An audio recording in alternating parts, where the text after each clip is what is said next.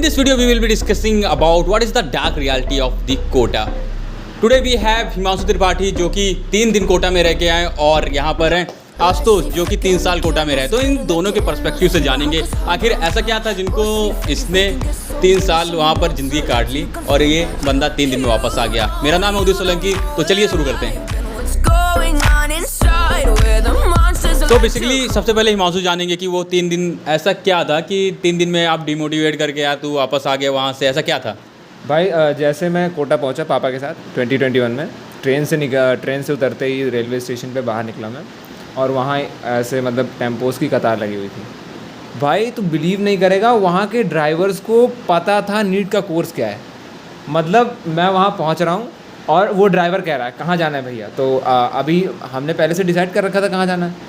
वो हमें बता रहा है भैया मोशन कोटा में थर्मोडाइनमिक्स चल रही है एलन में यहाँ पे फ्लूइड डायनेमिक्स चल रही है। मैं कहा इतने कोर्स तो मेरे को नहीं पता, मुझे क्या पढ़ना है, इसे पता है कहाँ क्या चल रहा है। मेरी डिमोटिवेशन का पॉइंट वहीं से शुरू हो गया, मैं इनसिक्योर हो गया। उसके बाद हम कोटा में आगे बढ़े। कोटा में जानते हो ना, वहाँ पहुँचते ही आपके चेहरे के शिकन के हिसाब से लोग आपको डराना, आपका यूज़ करना शुरू करते हैं।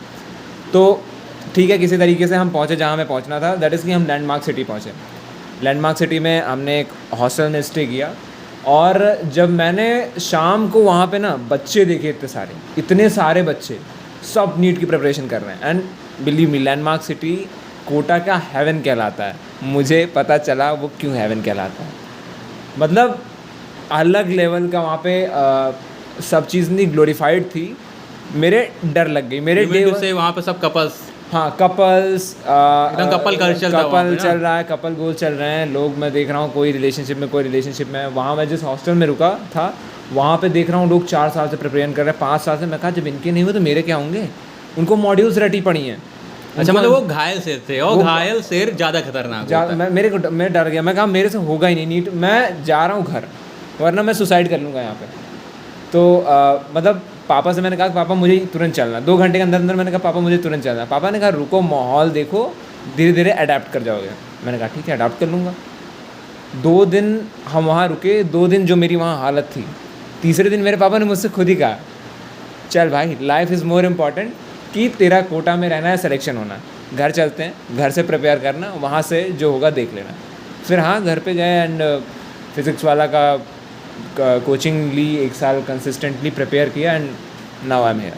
तो बेसिकली आशुतोष ये बता यार, तू वहाँ पर 3 साल रुक के आ गया, क्या ऐसा तेरे अंदर क्या चीज़ थी बे, तू अंदर वहाँ पर कैसे सर्वाइव कर गया?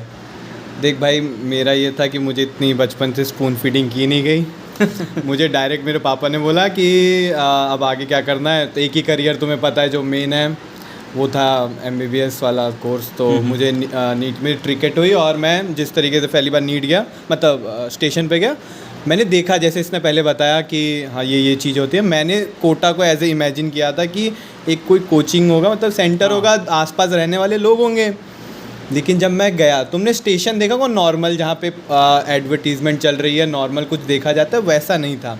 मैं तुम्हें बताता हूँ, तुम वहाँ पहले क्या देखोगे, तुम वहाँ बस होर्डिंग्स देखोगे, तुम वहाँ सिर्फ चेहरे देखोगे जो रैंक 1 रैंक 2 इसने बताया, तुम वहाँ पे अपने आप को फील नहीं कर पाते।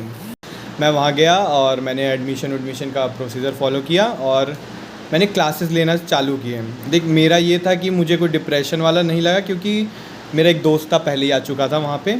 और कुछ प्रॉब्लम्स ये हैं, मैं तुम्हें वो बताऊँ अपने 3 साल के एक्सपीरियंस में, तो वो ये है कि वहाँ पे तुम्हें अपना ध्यान खुद रखना पड़ेगा। पढ़ाई का ये है कि तुम्हें वहाँ कोई बैठ के ये नहीं बोलेगा कि तुम्हें पढ़ना है। मेरे बैच में लगभग 250 बच्चे हैं एक ही क्लास में, तो मुझे पॉसिबल लगता भी नहीं है कि वहाँ कोई बैठ के कि तुम्हें बताए कि ऐसे करो वैसे करो, ऐसा पॉसिबल नहीं है। वहाँ पे तुम्हें खुद स्ट्रांग रहना पड़ता है। इमोशनल सपोर्ट सबको चाहिए। मैं कई बार अप्स एंड डाउन्स मैंने देखा। तो देखो, जब तुम वहाँ मूवमेंट बनाते हो फर्स्ट ईयर में, तुम्हारा सिलेक्शन नहीं होता तो तुम्हें सबसे बुरा लगता है। और तुम्हारे साथ में रहने वाला ज़रूर, मान लो तुम्हारे पास अगर तुम एक बिल्डिंग में रह रहे हो, तुम्हारे साथ वाले ही सेलेक्ट होंगे। तो बेसिकली वहाँ पे जैसे बिल्डिंग में तुम रहते थे, तो क्या वहाँ पे कुछ ऐसे स्टूडेंट होंगे जो वो भी कपल्स गोल खेलते होंगे, सारी जितने भी नशे हैं वो भी करते होंगे, तो वो ना क्या वो तुम्हारी लाइफ पे इम्पैक्ट नहीं डाल देते, या तुमको ऐसा नहीं लग रहा था यार चलो हम भी चिल करते हैं चल के? क्या ऐसा जो नया स्टूडेंट से हिमांशु वहाँ पर गया तो हमेशा वो घर पे रहा है, तुम्हारे से वो बाहर नहीं रहा, तो उसको ऐसा फील हुआ कि वो बिगड़ सकता है? क्या तुम्हें नहीं लगता कि थोड़ा ऐसी लाइफ स्टाइल भी है वहाँ पर? देख भाई, लड़का तो मैं भी हूँ उम्मीदें तो मुझे भी थी, लेकिन यार देख हाँ, मैं शुरुआत में थोड़ा भटका उटका, कुछ पुरानी स्टोरीज मेरी भी बाहर आ रही थी। हाँ। लेकिन मैंने देख भाई अपनी तरीके से, मेरा एक गोल फिक्स था, मेरे दोस्त थे वो थोड़े अच्छे, फ्रेंड्स बहुत ज़रूरी हैं वहाँ। हाँ। मेरा ये था कि मैंने कभी 8-8 घंटे की सिट लेके या फिर ऐसे कभी पढ़ाई की नहीं थी। मेरा वहाँ एक दोस्त था दीपक नाम का, जिसको पता था शायद से कैसे पढ़ना है, उसका एक फिक्स टाइम टेबल रहता था, वो उस टाइम पढ़ता तो था। बेसिकली फ्रेंड्स जरूरी है, लेकिन वो पढ़ने वाले friends, ना कि चिल आउट करने वाले, चल बाद में पढ़ते रहेंगे, अभी एग्जाम बहुत दूर है। मतलब फ्रेंड्स बहुत ज़रूरी थे मेरे लिए वहाँ। हाँ, तुमने जो बोला नशा, ये दूसरों को देखना, एक होता है कि तुम वहाँ पे अगर एज अ नॉर्मल स्टूडेंट या फैमिली तुम्हारी बहुत वीक है, ये है, तो तुम्हें वहाँ पे भी जाके ये चीज़ फील होने लगता है। काफ़ी जगह तुम्हें पीछे रखा जाएगा, ये कि तुम ये नहीं कर सकते, लेकिन तुम बाकी बच्चों को देखोगे, तुम्हारा करने का मन हाँ, करेगा, तुम्हारा मन करता है, बिल्कुल करेगा।